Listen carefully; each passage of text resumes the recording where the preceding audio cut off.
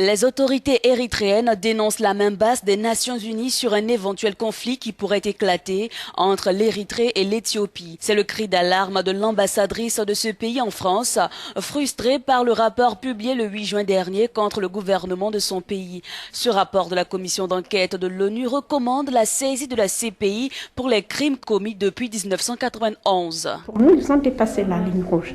Parce que quand on dit crime contre l'humanité, il faut avoir des preuves tangibles. Et là, il n'y a aucune preuve tangible. Un rapport à charge est vide selon l'ambassadrice qui n'a pour seul objectif que d'entretenir une nouvelle guerre entre les frères ennemis. Pour elle, ce rapport accablant pourrait servir les intérêts éthiopiens. Anna Simon dénonce un rapport qui veut mettre en cause l'indépendance durement acquise de l'Érythrée. Des semaines plus tôt, des migrants érythréens avaient apporté leur soutien à ce rapport.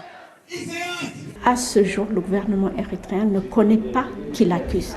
Donc, les Nations Unies empêchent l'Érythrée de se défendre, ni à l'Érythrée le droit de se défendre, de faire face à ses accusateurs. Pour l'ambassadrice de l'Érythrée, ce rapport s'inscrit dans une campagne globale de l'Éthiopie et ses alliés contre son pays. Ce pays qui compte 6,5 millions d'habitants est dirigé depuis 1993 par le président Isaias Afewerki, qui n'a pas encore personnellement réagi à ce rapport de l'ONU.